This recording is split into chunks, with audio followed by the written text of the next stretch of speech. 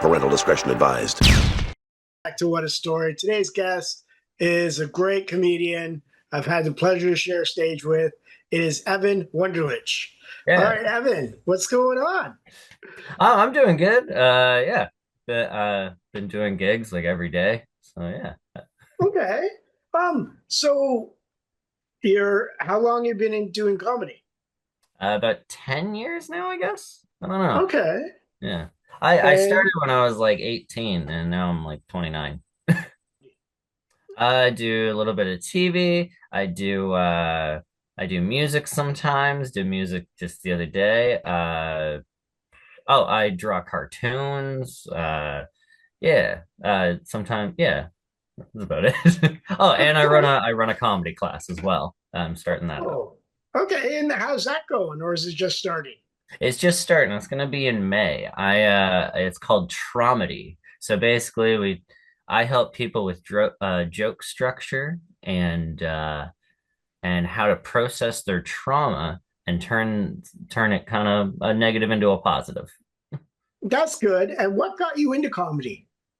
Actually, I always loved it. When I was like a little kid, my mom was cutting my hair, and to so she didn't have to talk to me, she would put TV on, but like on a laptop, and she randomly had a George Carlin special. And she was like, "Oh, you're not gonna like that. I don't even know if you'll understand it, you know." And she put it on. I could not stop laughing, and it was the worst haircut I ever had. But it got me into comedy.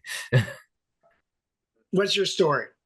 Yeah, so I'm from Oshawa, you know, a nice tough town. And when I was doing, I do a lot of shows out here. And like 5 years ago, I might have been, yeah, it might have been like 25 something, maybe even like 22. I was pretty young, and I was hosting this show at a really crappy bar called the Players Bench. Doesn't exist anymore, but it was a really rough bar. Had a lot of gang members. I say that because they jumped on stage and ripped the mic out of a musician's hand that I hired. And I had to jump on stage and sort of be like, "Hey guys, whoa, I'm running the show here." And the musician ran away and he was like, "I'm not doing this anymore." And and so I was like, "All right, screw it. None of the comics want to do it anymore. No, the musician I brought didn't want to do it. Let's just do whatever you guys want to do." And they're like, "We want to sing Pussycat Dolls." And I was like, "All right." And I was like, "What's your name? I'm going to properly introduce you." And she goes, "AK." And then the whole audience goes, "AK, AK." And I go, "AK, okay. Why do they call you that?" And she opened up her like little coat and I saw a gun. And I was like, "Oh, all right." And then I asked the other girls, like, "Okay, what are your names?" And they gave me something equally as stupid. I think it was another gun names. I couldn't remember.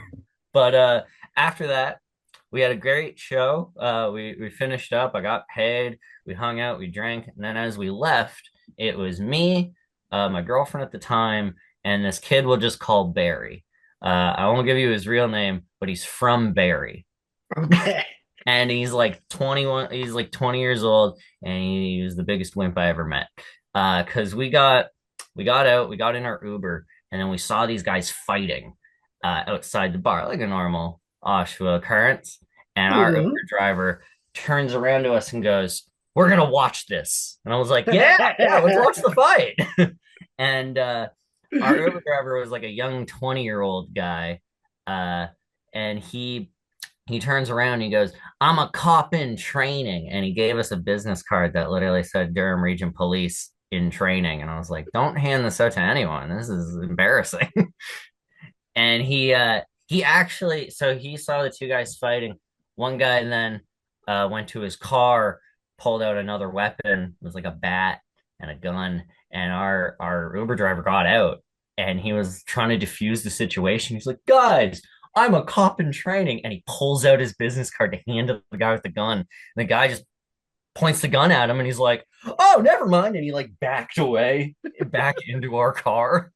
And he immediately just goes, "I'm calling the police." And I go, "Yeah, maybe you should." So he's on the phone and he's like, "Oh my God, they're drunk driving now. They're driving. He just pointed his gun at me." And then they drive past us and our Uber driver turns to me and goes, "Hey man," because we're all in the back seat. So he like turns around and he goes, "Hey man, we're gonna follow them." And I'm so buzzed. I'm like, "Let's do it, yeah!"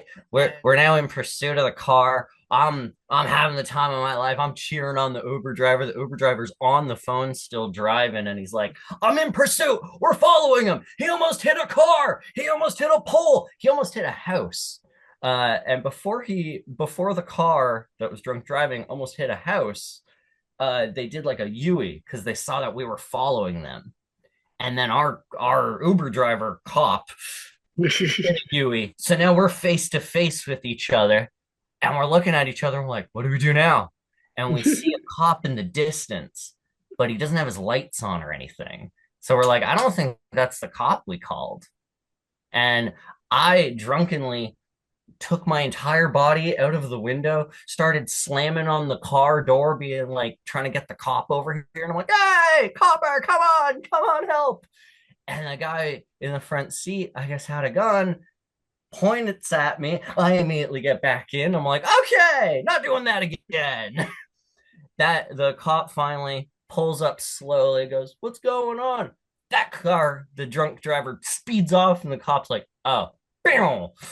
So now we're all chasing them. So now it's the cop, me, and the drunk driver. They're all going, and our Barry in the front seat's freaking out. He's hyperventilating. He's touching himself all over. He's like, "I got bugs in my skin." It's all crazy. And he screams, "Let me out of the car. You gotta stop the car." And I screamed, "No." I was like, "No, we'll kidnap you. I don't care. We're doing this." And the Uber driver was like, "Legally, I now have to pull over. This sucks." So we pull over. Barry wants us to call an ambulance for him, and we're like, "Why?" And he's like, "I'm having a panic attack." And we eventually call an ambulance, and I had to call the ambulance, and the paramedics on the other line were like, "Are you sure you need an ambulance?" And I just put the phone to Barry, and I was like, Do you need it?" And he screams, "Ah!" Finally, after that, another paramedic comes, gets out of the car, and goes, "This is the first thing they say to us. Did you see it?" And I'm like, "Did I see what?" And they're like, "The car flipped over." And me and the Uber driver both looked at Barry and just went, "You made us miss it. Why would you make us miss it?" And then the paramedics were like, "Oh, we thought that was the call that we got. Why are we here with you guys?" And I just point to Barry, and he starts screaming. So they get him into the ambulance, and he requested staying at the hospital. And they gave him oxygen and everything. And then the paramedics were like, "That kid's a pussy. All right, have a good night." Oh, God. All right, Evan. That was an amazing story. Thank you for sharing.